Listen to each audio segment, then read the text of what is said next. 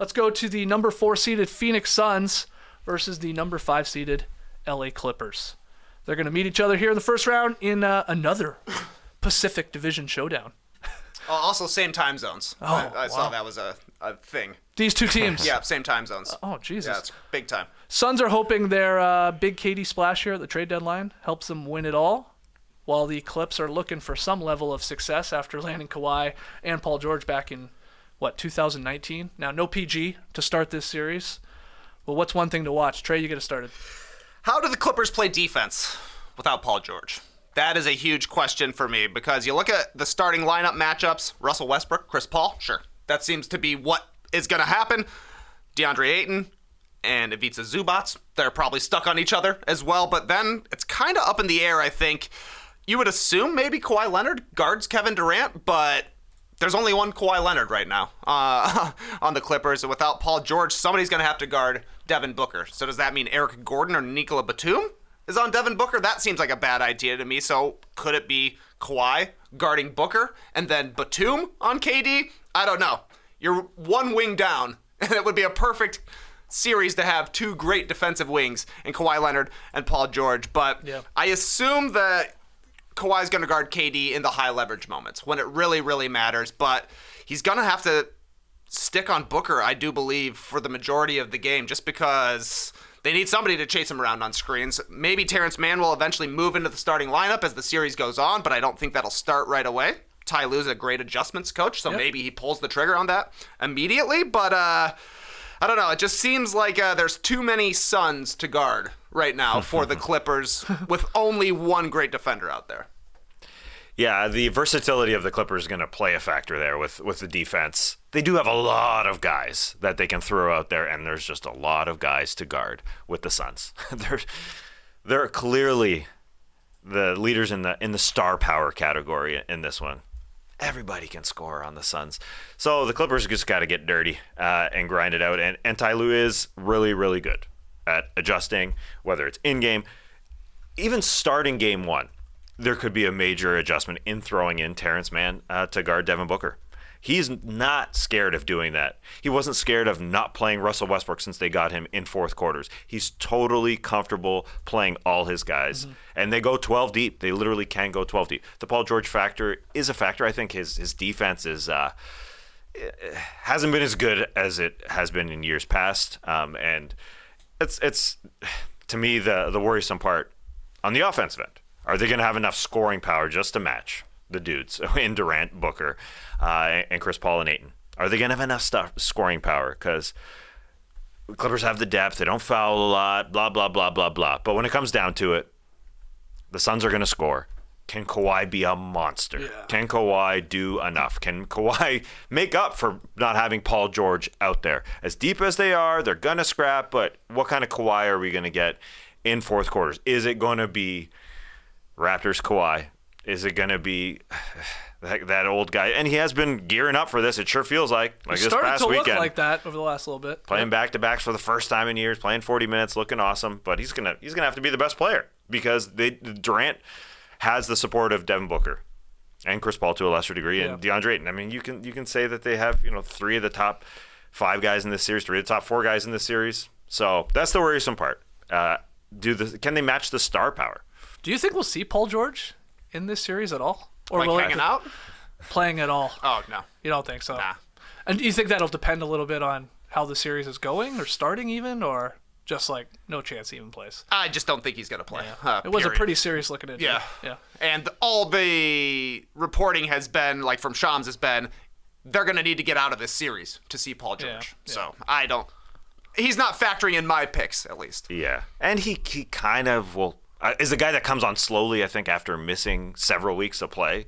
It's going to be almost a month, most likely, by the time he comes back. I watched a clip of his podcast, Podcast Pete with Paul George.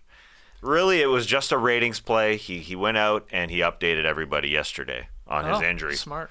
Yeah, smart SEO play. It was like 90 seconds of him talking with a monstrous... 90-second podcast? No, 90 seconds talking about the interview. This was actually a well-produced podcast in that there were segments. It was edited. It wasn't just, hey, here's the mic, Paul. This we can do it. We can do it during your rehab. At the arena. Like this is in a studio setting. Lights are on.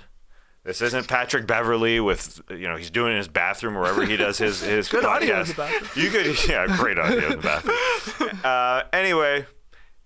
What did he say about his injury? He said, "Oh, you want to know about that?" No. He basically said it's coming down to the wire for him. So that means like he makes it seem like he could play.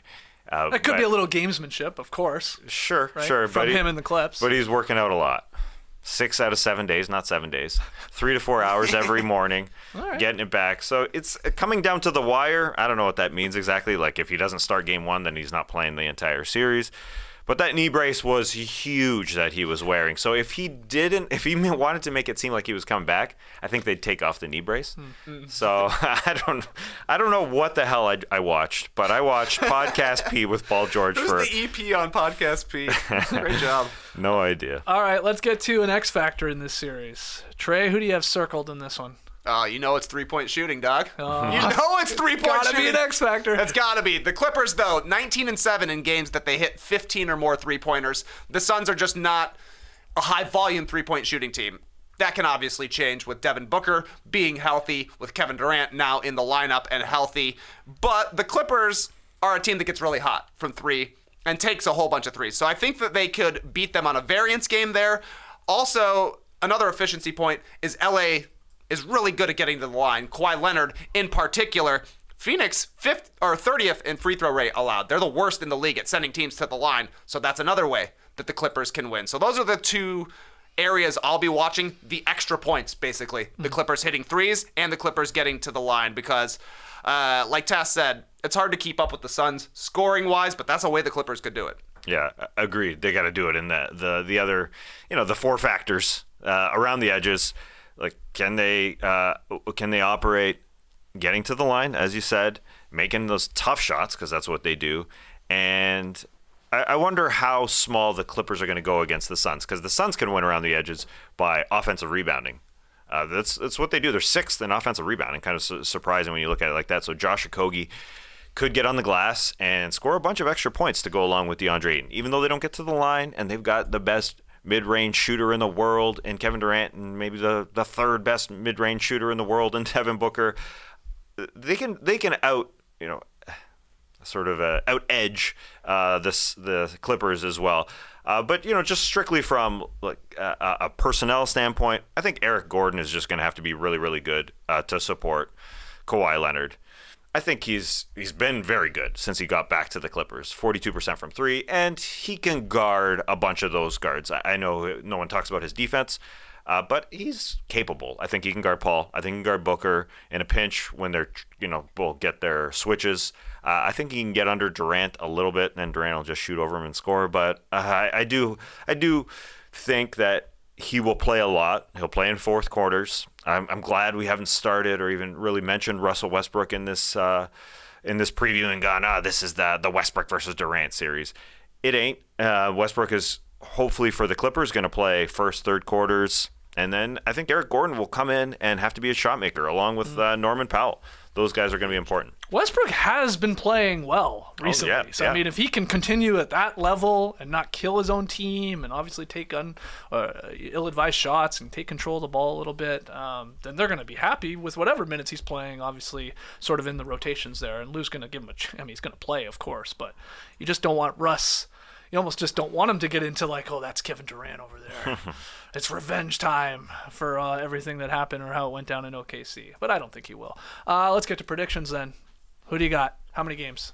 I got the Suns winning this one in 6 games. I got a lot of love for Kawhi Leonard. I think he will win a game for the Clippers in this one. I can foresee a game where DeAndre Ayton gets into early foul trouble and Kawhi just takes 20 free throws in a game, hits 18 of them, and puts up a 40 burg. I also can see a game where the Clippers hit 20 or more threes, but the Suns are just too good, and I think that they're going to show that their 8-0 record with Kevin Durant in the lineup against nobodies. I mean, one of the best teams they beat was the Bulls, and they completely smacked them, and the Bulls are not good. But that was like their best win with their squad out there. But this will be a nice opening round matchup for the Suns, because they're going to have to beat the Clippers to beat them, I think. I don't think the Clippers are just going to give up the series. But Phoenix, too good. Suns in 6.